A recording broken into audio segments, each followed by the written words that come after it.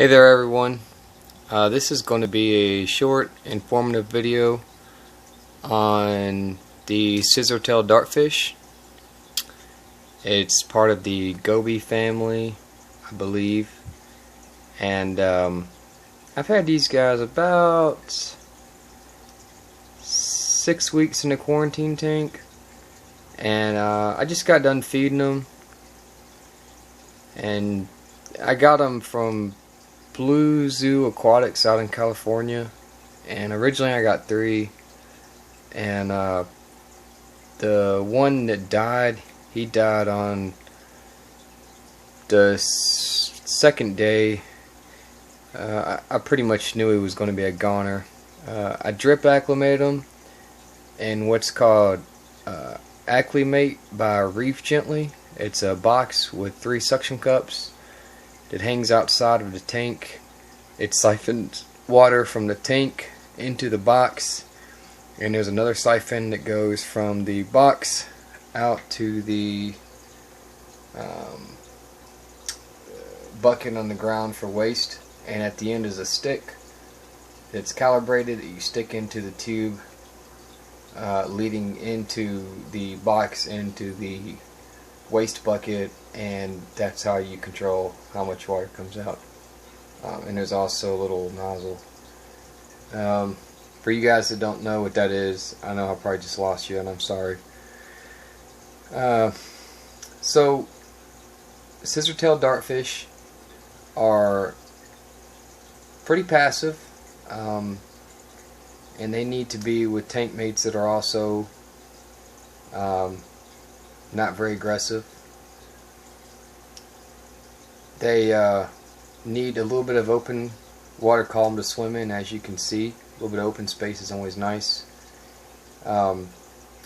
They are known to be very good jumpers, and I'll show you later on at the end, but you want to make sure you seal up your tank, canopy, whatever it is that you have, so they don't jump out.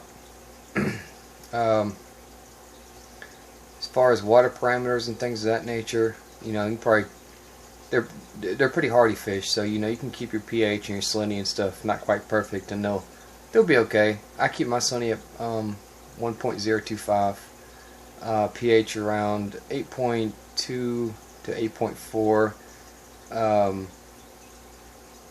and phosphates are pretty low. I've got a little bit of live rock in here, and I've got 1 little snail and 2 little hermit crabs, and at some point this quarantine tank may be used to it will be a quarantine tank or a hospital tank. Right now it's just for quarantine new arrivals, so I can put live rock in because I'm not dosing copper, and this has never had copper dosed in it. You can see I got this PVC tube, and it's got, I put some sand in there. The dartfish at night will burrow in the sand a little bit. They really like that. They enjoy sand. I'm sure it really makes them feel a little more safe. You really want to offer a lot of hiding spots for these little guys. Trying to think of anything else I might want to go over. But this is how it's sealed at the top. I got a little HOB filter back here, and shit runs carbon in the sponge. 2 sponges, 2 carbon packs. So you can see how I sealed it all up, because they will jump through all kinds of little nooks and crannies. See, that's pretty sealed up right there. The glass. I've got a little air pump going on. It's not too loud. My main tank is quieter than this thing. But these guys are going to a 90-gallon at some point. And like I said, if you keep them, they're great little fish. It took them about 4 weeks to kind of be out in the open like this. Takes them all to get going, but once they build their confidence, they come out a lot more. But they're quick little guys. Let's see how close I can get to him before he amscrees.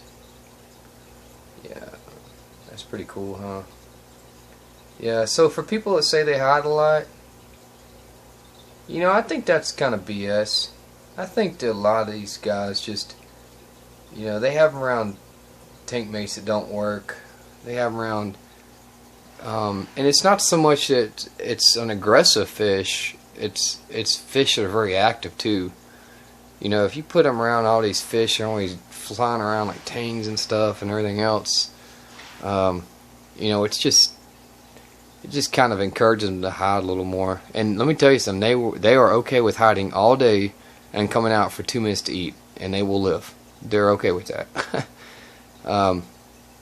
But on a side note, it's kind of a long video, I realize that, but I read somewhere about 2 months ago, I can't remember what college did it, but it was a study, and it was a very in-depth study, and they've claimed that fish can realize and distinguish what people's faces look like, and they know who you are. And it's funny how when I come in here, they seem to come out more, and it's almost like when my girlfriend comes in here, they're kind of like, oh, you know, they recognize her, but they recognize me a little more, it seems like, because I spend more time messing with stuff. So I just thought that was kind of interesting for people who are wondering. They did a study on it. I think it's true. It seems like it's pretty relevant. But anyways, that's the end of this video. Hope you guys enjoy it. Thanks for watching.